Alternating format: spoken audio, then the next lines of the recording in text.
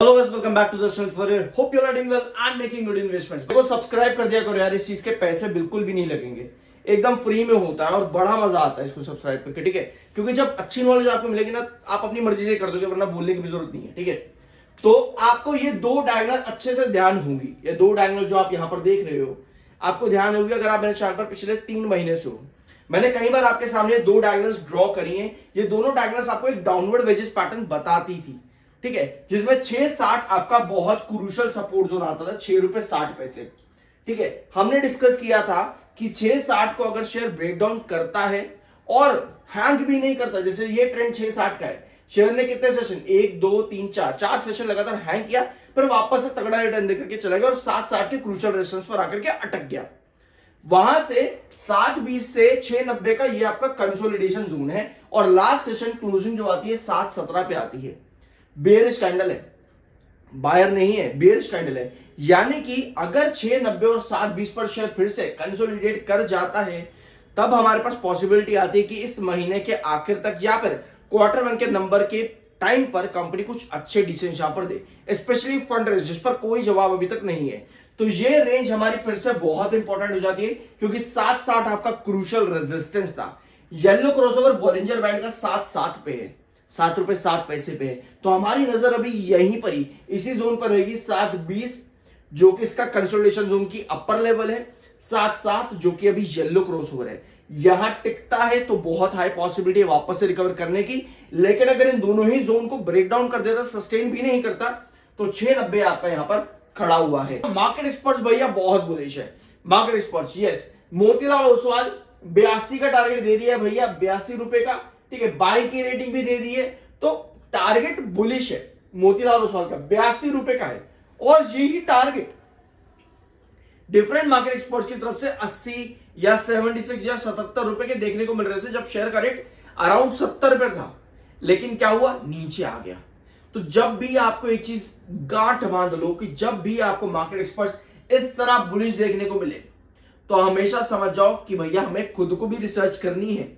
ये नहीं कि मार्केट एक्सपर्ट्स मोतीलाल ओसवाल किसी ने भी बोल दिया 82 जाएगा तो भैया खरीदो जाकर के, 82 में चले जाएगा। ये दिक्कतें कई बार आती हैं, कई बार आती हैं। तो बेटर ये है कि रिसर्च करो, अच्छी तरह से प्लानिंग करो कि किस लेवल पर क्या डिसीजन लेना चाहिए।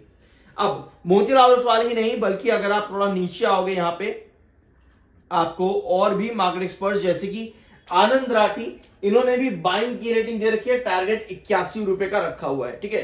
तो आपके पास दो बड़े टारगेट हैं, लेकिन भैया ये अचीव कैसे होंगे? अगर आप इन रिपोर्ट्स को खोल करके देखते हो, तब हमेशा आपको एक ही चीज नजर आएगी कि कंपनी के पास प्रोजेक्ट्स का ओवरबर्डन है।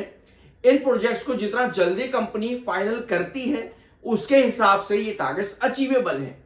यानी एग्जीक्यूशन के अंदर कंपनी जितना डिले करेगी, उतना डिले इन टारगेट्स में भी होगा। तो आपको ये पता चाहिए कि ओवरबर्डन जो कंपनी पे है वो कितनी जल्दी खत्म हो रहा है, कितनी जल्दी कम हो रहा है। अगर नहीं हो पा रहा, मतलब डिले होगा। अगर जल्दी कम हो रहा है ओवरबर्डन प्रोजेक्ट्स का, एग्जीक्यूट कंपनी जल्दी कर रही है, मतलब आपको वो लेवल्स जल्दी दिखेंगे। तो ये चीजें आपको यहां पर रिसर्च के बाद ही मालूम पड़ती हैं। इसके अलावा रिसेंटली कंपनी ने जो अनाउंसमेंट्स करी है, वो मेजर तो देखो यही है। इसके अलावा Q1 के बारे में कंपनी ने यहां पर बताया है, डेट शायद अभी नहीं दी है, बट 30,33,000 इक्विटी शेयर्स का allotment in ESOP stock options, उसमें बता दिया है कंपनी ने 2022 का प्लान जो कंपनी का लगातार चल रहा है। और मैंने आपके साथ एक वीडियो दी है पूरे एक्सप्लेनेशन के साथ में कि किस तरह से जब भी कंपनी ESOP लेकर के आई है, ESOP जब भी लेकर के आई है एम्प्लॉइज के लिए, हमेशा शेयर में कहीं ना कहीं करेक्शन दिखी है। जाकर के प्लीज वो वीडियो चेकआउट करना, बहुत सी डिटेल्स वहां पर हैं, सीख करके जाओगे कुछ, ठीक है। बट कोई बात नहीं, मत देखना, मर्जी आप लोगों की। तो आते हैं चार्ट पैटर्न पे। क्या कंडीशन भैया चार्ट पैटर्न की है? ये दो लेवल्स आपके फ्रीक्वेंट रेजिस्टेंस है, 66 रुपीज एंड 68 रुपीज। अभी तक अगर हम देखें पोजीशन यहां पर 68 के फ्रीक्वेंट रेजिस्टेंस पर शेयर ने रेजिस्ट करा, सेलिंग आई। अभी 66 के रेजिस्टेंस पर शेयर लगातार बना हुआ है। और रेगुलर चेक करो, आपको पिछले 7-8 दिनों से लगातार 1.5 करोड़ के आसपास, 1.5 से 1.25 करोड़ की सेलिंग है हर दिन, ऑलमोस्ट पिछले 6-7 सेशन से हर दिन। और हर कैंडल की आप ऊपर की टेल देखो, आपको लंबी नजर आएगी। लेकिन भैया कुछ पॉजिटिविटी तो यहां पर होनी चाहिए। पॉजिटिविटी क्या है? पॉजिटिविटी ये है कि जो आपका 66 का ये रेजिस्टेंस आप देख रहे हो, शेयर 7 सेशन से लगातार 1.5 करोड़ हर दिन सेल होने के बावजूद भी इस 66 के रेजिस्टेंस पर ट्रेंड कर रहा है, यानी कि सस्टेन कर रहा है लगातार। अभी लास्ट सेशन की क्लोजिंग आपकी आई है 65 रुपीज 92 पैसे पे, यानी सस्टेन बार बार शेयर यहां पर कर रहा है। और दूसरी अच्छी चीज ये आती है कि जो आप ये येलो क्रॉसओवर देख रहे हो ना, यहां पर ये Bollinger band yellow crossover, share इसके ऊपर भी टिक रहा है जो कि 65 रुपीज 18 पैसे पे है। यानी 66 और 65 बॉलिंजर बैंड और स्टैटिस्टिकल बेसिस, टेक्निकल और स्टैटिस्टिकल बेसिस पर शेयर अपने रेजिस्टेंस पर टिक रहा है। बॉलिंजर बैंड का येलो क्रॉसओवर जो कि आपका 65 रुपए 18 पैसे पे है, ये आपका टेक्निकल पॉइंट ऑफ व्यू पर सपोर्ट है। यानी जितना यहां पर शेयर येलो क्रॉसओवर के ऊपर टिका रहेगा, उतनी हाई पॉसिबिलिटी है कि बुल मार्केट यहां पर कंपनी में कुछ पॉजिटिव न्यूज जो कि कंपनी के लिए अच्छी है, कुछ भी आता है तो आपको वापस रिवर्सल दिखे, जिसमें 68 आपका नेक्स्ट क्रूशियल रेजिस्टेंस आता है। ऑल्दो रेजिस्टेंस की जोन, ये दोनों के दोनों ट्रेंड्स आपका रेजिस्टेंस का जोन है। मिड सपोर्ट आपका पड़ेगा वही पुराना 62 रुपीज के पास में। तो अभी कंडीशन आपकी यहीं पर ही है 66 से 68 और येलो क्रॉसओवर पर टिकना जरूरी है, अदरवाइज करेक्शन बहुत तगड़ी आ सकती है। क्यों? क्योंकि शेयर कहीं ना कहीं एक डाउनवर्ड वेजेस पैटर्न पर भी है, जिसमें पहला रेजिस्टेंस आपको नजर आता है 72 पे, अगला 68 पे, और अगर 66 ब्रेकआउट नहीं होता, 66 ब्रेकआउट नहीं होता, ये ब्रेक डाउन हो जाता है, मतलब कि स्टॉक एक्चुअल में यहां पर डाउनवर्ड वेजेस पैटर्न की कंडीशन पर है, which is not a good sign. बाकी यहां पर देखते हैं 1 आवर टाइम फ्रेम पर भी कंडीशन एक बार। तो 1 आवर टाइम फ्रेम पर भी आपको यही चीज दिख रही है कि 66 पर फ्रीक्वेंट रेजिस्टेंस लगातार बना हुआ है स्टॉक में, बट अच्छी चीज यही है कि सस्टेन भी करने की कोशिश कर रहा है। और अगर आप लास्ट आवर देखोगे, लास्ट सेशन का लास्ट आवर देखोगे, 3 आवर बेसिकली, लास्ट 3 आवर तो आपको बायर नजर आए हैं। यहां पर भी येलो क्रॉसओवर 65 रुपीज 74 पैसे पे, और लास्ट 3 आवर के अंदर शेयर अपने येलो क्रॉसओवर के ऊपर सस्टेन हुआ है।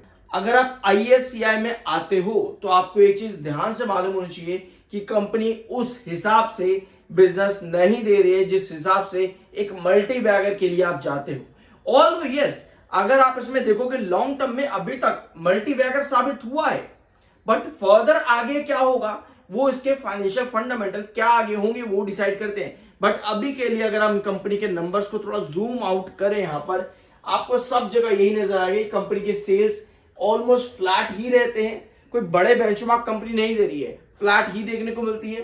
ठीक है, फिर ओपीएम परसेंटेज कंपनी का बहुत अनसर्टेन है, कभी तो बहुत बड़ा ओपीएम परसेंटेज कि एक्सपेंसेस भी डेफर्ड में चले जाते हैं, तो कभी तो ओपीएम परसेंटेज इतना कम कि भैया कुछ कहने की हद नहीं।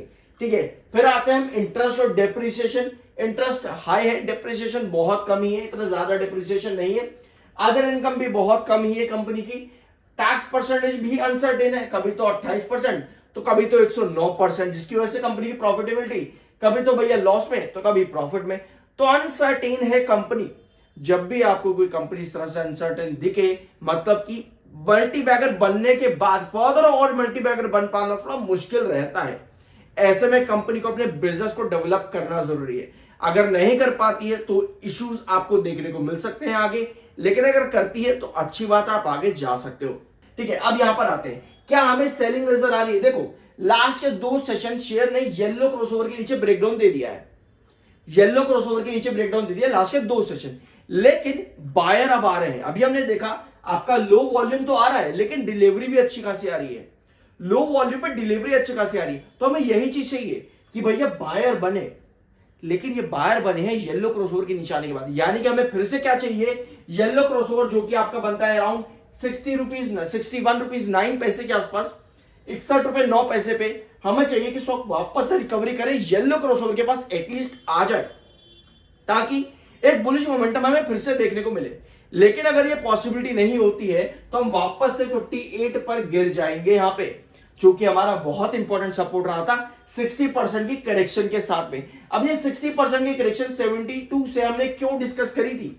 पास्ट पैटर्न, अप्रैल 2024 अप्रैल 2025 गवर्नमेंट ने होल्डिंग इंक्रीज करी 2024 में भी 25 में भी, जिसके बाद तेजी तो बनी, बट उसके बाद जब गिरा 24 में भी 60% गिरा, तेजी का 60%, 25 में भी तेजी का 60% गिर के वापस रिकवर किया। तो यही पॉसिबिलिटीज 2024 में भी थी, same pattern, same holding pattern, सब चीजें अभी फिर से यहां पर चली हैं। तो 58 आपका इंपॉर्टेंट जोन है।